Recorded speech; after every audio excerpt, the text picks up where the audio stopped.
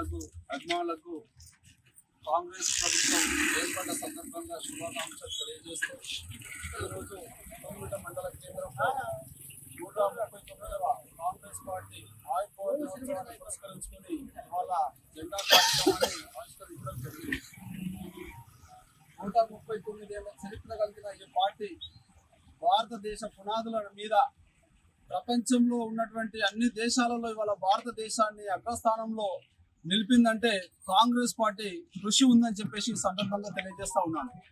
మనకు స్వతంత్రం వచ్చిన రోజు కనీసం తినడానికి కూడా తిండి లేని పరిస్థితి, అంత ఇబ్బందులలో ఉన్నటువంటి మన దేశాన్ని ఇవాళ ప్రపంచంలో అగ్రగామిగా, ప్రపంచంలో టాప్ 5లో మన దేశం ఉందంటే కాంగ్రెస్ పార్టీ కృషి ఉందని చెప్పేసి మరొకసారి తెలియజేస్తూ, దేశంలో వ్యవసాయ రంగం కానీ, విద్యారంగం కానీ, రక్షణ రంగం కానీ, ఐటీ ఇన్ఫర్మేషన్ అండ్ టెక్నాలజీని ఇవాళ అభివృద్ధి చేసి అనేక గ్రామాలలో సుమారు 2 లక్షల పైచిలకు గ్రామాలలో వాళ్ళ విద్యుత్ కావచ్చు, సీసీ రోడ్లు కావచ్చు, సైడ్ రైన్స్ కావచ్చు, పాఠశాలలు కావచ్చు, కాంగ్రెస్ పార్టీ నెలకొల్పి వాళ్ళ ప్రజలందరినీ చైతన్యవంతులను, విద్యావంతులను చేసినటువంటి చరిత్ర కాంగ్రెస్ పార్టీది.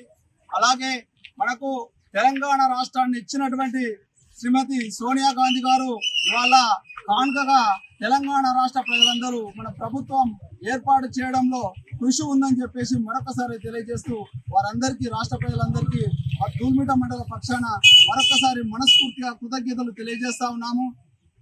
ఈ 10 సంవత్సరాలు ఎలా అయితే అధికారం లేకున్నా కూడా పార్టీని పట్టుకొని ఉన్నటువంటి నాయకులకు, యువజన కాంగ్రెస్ నాయకులకు, సీనియర్ కాంగ్రెస్ నాయకులకు మరొక్కసారి మనస్ఫూర్తిగా నమస్కారాలు తెలియజేస్తా ఉన్నాము.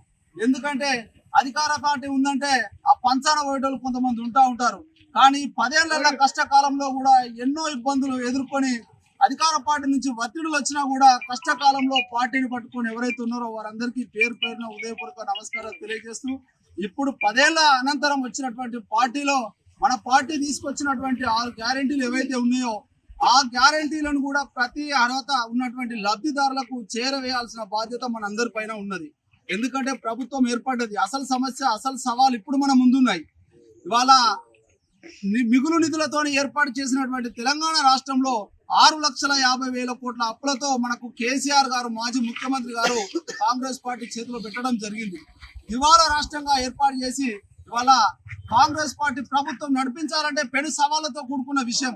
కాబట్టి మనమందరం కూడా ఈ 6 గ్యారెంటీలను ప్రజలందరికీ తీసుకెళ్లి ప్రతి కుటుంబానికి ఏ అయితే సంక్షేమాల అర్హత ఉన్నాయో వాళ్ళందరికీ తీసుకెళ్లడంలో మనం ముందుండి చొరవ చూపి కృషి చేసినట్టయితే, వాళ్ళందరికీ సంక్షేమాలు అందించినట్టయితే రాబో కాలంలో కూడా ప్రజలు మనల్ని, మన పార్టీని ఆదరిస్తారని చెప్పేసి వచ్చే పంచాయతీ ఎలక్షన్లు కావచ్చు, లోకల్ బాడీస్ కావచ్చు, పార్లమెంట్ ఎలక్షన్ కావచ్చు, కోఆపరేటివ్ కావచ్చు, మన పార్టీ అభ్యర్థులందరినీ గెలిపించుకున్నట్టయితే పాలన కూడా పారదర్శకంగా జరుగుతుందని చెప్పేసి మరొకసారి తెలియజేస్తూ, పార్టీ కోసం కష్టపడదాం, పార్టీ కోసం వచ్చినటువంటి సంక్షేమాలను అందరికీ పంచుదామని చెప్పేసి మరొకసారి మనస్ఫూర్తిగా తెలియజేస్తా ఉన్నాము.